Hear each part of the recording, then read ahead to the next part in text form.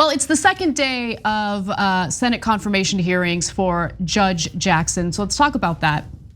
Judge Ketanji Brown Jackson is doing a pretty great job fielding disastrous questions from GOP lawmakers during her Senate confirmation hearings. She is Biden's nominee for the Supreme Court. And what really stood out was how she responded to the dishonest attacks by Senator Josh Hawley, the unfounded claims that she was, quote, soft on crime when it came to individuals who were found guilty of possession of child porn. Now, Senator Dick Durbin had brought that issue up in the context of the hearings. And and by the way, go back to our older video where we actually talked about how Hawley specifically took her out of context to make it appear as though she was saying things that she wasn't actually saying. But nonetheless, she got an opportunity to address this with a lengthier answer. Here's what she had to say.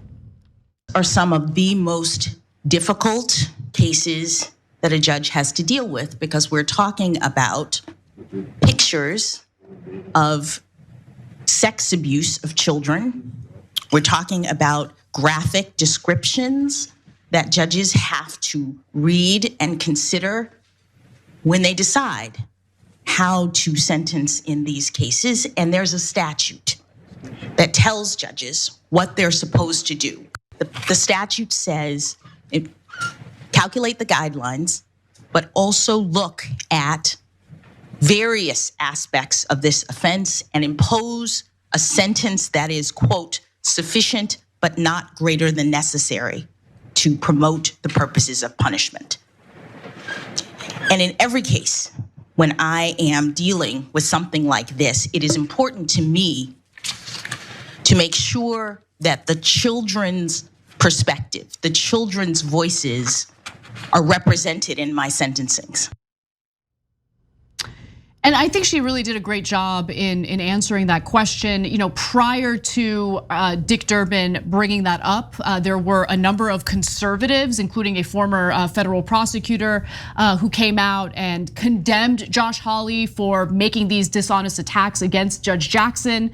And of course, there was a lot of analysis showing the receipts of how Hawley specifically took her out of context as she was quoting a witness to ask a question about what the witness had said.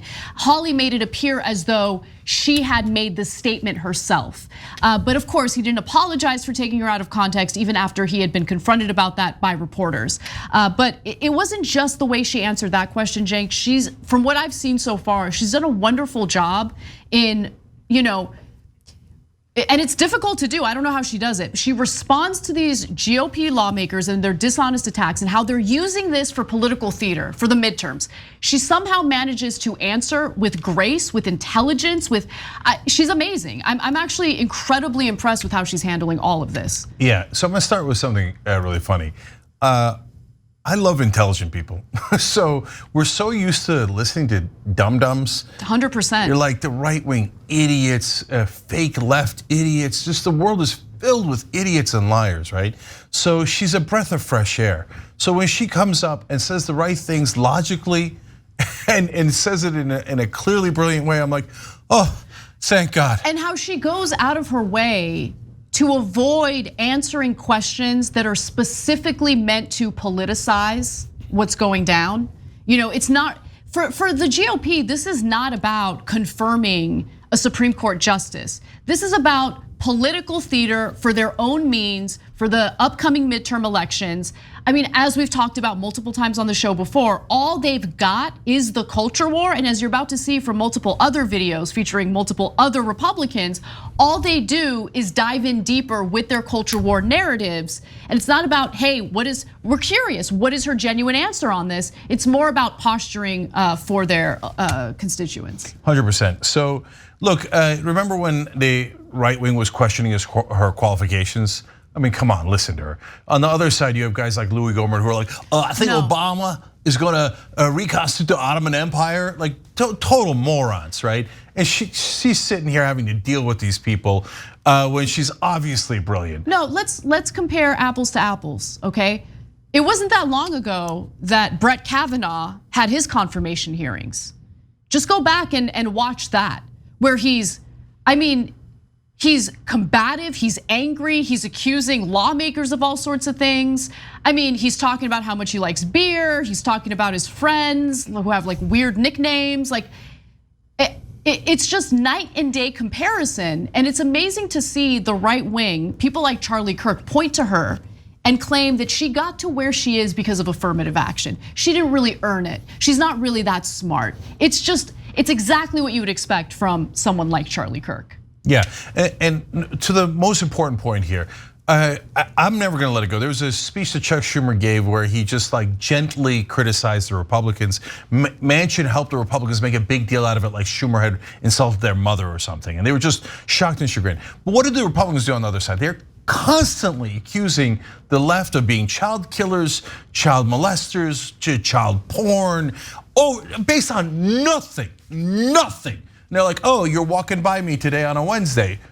Child, fill in the blank, molester, porn, killer, drinker of blood, etc. And Democrats sit there and play patty cakes with them. No, the other side is monsters and liars. That's not my opinion. I can have an opinion on the tax rate, but we're showing you facts. Hawley definitely lied, and he did it on purpose. He's a terrible, immoral person. All to pander to QAnon conspiracy theorists. It's pretty gross. Well, let's move on to Lindsey Graham, who has decided to use these hearings as a way to settle old scores. On a scale of 1 to 10, how faithful would you say you are in terms of religion?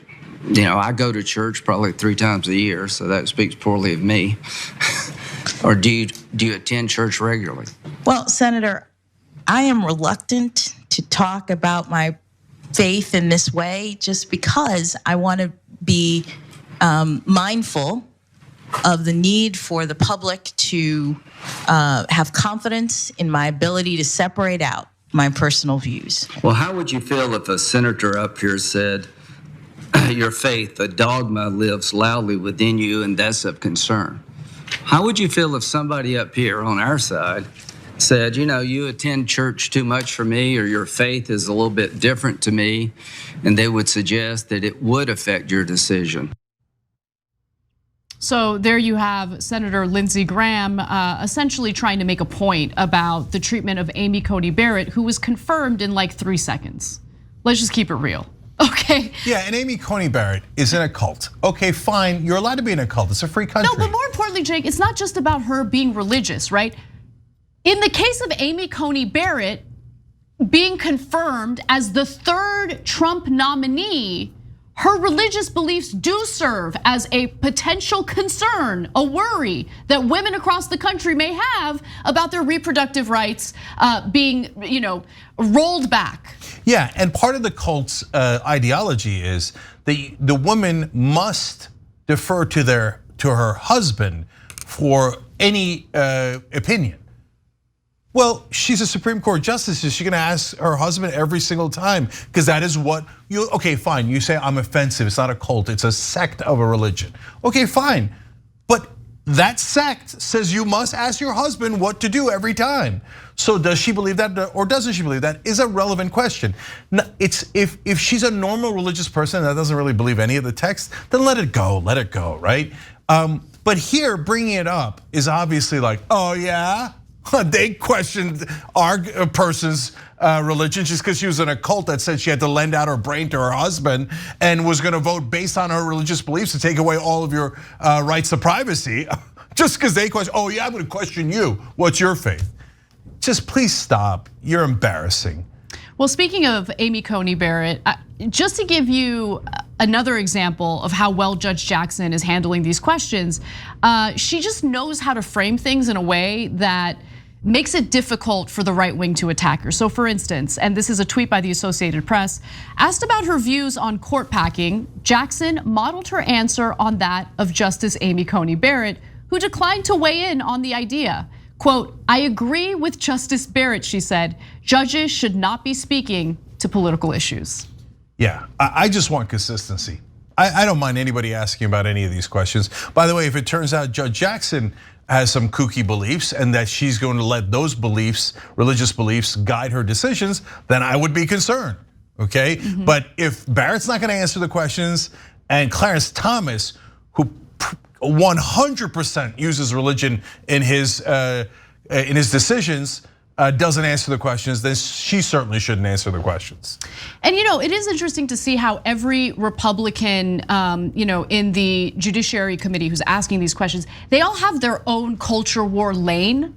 Okay, with Lindsey Graham, it's settling old scores. He loves to do that, especially when it comes to these hearings. With Tom Cotton, he decided to focus on immigration. And then you have people like Marsha Blackburn, who is obsessed with every culture war issue, particularly critical race theory. So let's go to her opening statement to Judge Jackson during this hearing. You once wrote that every judge has, and I quote, personal hidden agendas, end quote, that influence how they decide cases. So I can only wonder, what's your hidden agenda? Is it to let violent criminals, cop killers, and child predators back to the streets? Is it to restrict parental rights and expand government's reach into our schools and our private family decisions? Is it to support the radical left's attempt to pack the Supreme Court?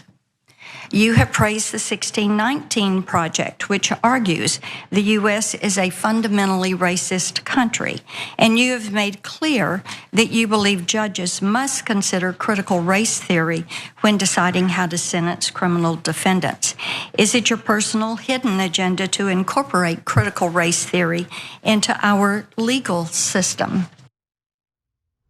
Yeah, that accusation that she believes that critical race theory should be mandatory is ridiculous. That was a lie, completely made up. And I do find it fascinating that she started her statement by accusing or questioning whether Judge Jackson would enable criminality. Gee, I wonder why she starts with that line of questioning. Yeah, no, that was about the most racist question I've ever heard. But look at the disparity in the two sides. I mean, she starts the question with, are you gonna let child predators and killers into all of our houses? Come on. I mean, look, right wing, aren't you embarrassed by your No, they're not. They love it. They love it. Because what do you want me to say about you guys? Do you want me to say that you're smart? How could you not see what a fraud of a question that is? Look, our side is pathetic. We're honest about our side. They lay down for you guys. They're a welcome mat for you to step all over. Feinstein had the information about Kavanaugh, wasn't even gonna release it, even though she's a Democrat. Ryan Grimm at The Intercept and also at TYT is the one that broke the story. Otherwise, she was never gonna release the terrible information on Kavanaugh because our side is a goddamn doormat, right? If the Democrats had asked the question though, in this fantastical world where the two sides are equal, and Brett Kavanaugh comes in and they say, is it true that you're gonna let murderers and child rapists into everyone's house? I'd be like, what the hell are you asking that question for? That's insane. That's an insane question. Why would you ask that, right? But Republican voters look at that and go, oh yeah, that sounds really good. I bet that's what's gonna happen. I know, but Cenk, Republican voters consume nonstop fear content, fear-mongering content, and unlike the left, where honestly, there's constant debate amongst us over little minute things, constantly jabbing at each other. On the right, it's not like that. On the right, they have a uniform message on every media platform. Everything is orchestrated, everything is clear in regard to what they're fear-mongering about at the same time. And so look, they're programmed, the voters are programmed to think that these are legitimate things to be fearful about. And it's because of the propaganda, it's incredibly powerful. I'm not making excuses for it, but when you ask, do they not see how stupid these questions are? Do they not see how ridiculous this is? My answer to that is no, they don't see it because they live in a different bubble. They're in a different filter bubble, they're consuming completely different news, and they don't know what the reality is. Imagine sitting there watching TV where you're being told over and over again that the immigrants are gonna come to kill you. Right, that there's this underground child predator sex ring, and Democrats are part of it or they're covering up for it. If that's all you're consuming, you're gonna listen to that line of questioning by Marsha Blackburn and think she's an American hero. Also, a lot of the Republican voters are racist. So when they see a black person, they go, oh, well, of course she's gonna allow the killers out and et cetera, right? And then you get to the critical race theory stuff. She just makes up that she thinks you say that every decision should be decided based on critical race theory. Of course she never said that, right? They're unbelievable, right? But what is to them what critical race theory means is, now, I guess you're gonna take into account what somebody's race is, huh? And so when we arrest black people for the same crime that white people do at the same rate, which is marijuana possession, and we arrest black people at 4 times the rate, I guess you're gonna say that has something to do with race, right? Critical race theory. Yeah. No, they hate black people. They do, and they say it in every sentence.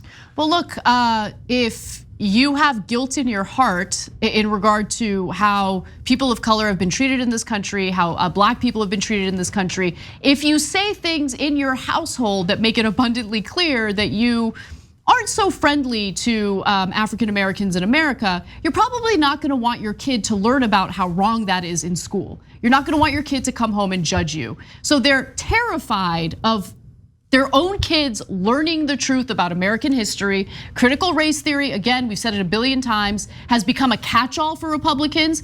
Critical race theory is something very specific and it's taught at a graduate level. But again, it's been a catch-all. And to my point earlier, Cenk, about how consistent right-wing media is and how they're all on message at the same time, here's a tweet from the GOP Twitter account where they have a photo of Judge Jackson next to KBJ, and they crossed it and put CRT.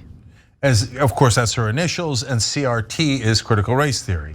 So they're saying basically, look at her, she's black. Who cares what she actually said about critical race theory? Who cares what critical race theory actually is? She's black, we don't like black people. We say critical race theory is teaching the truth about racism in America. Since we're all racist, we don't want you to teach that truth, so vote against her.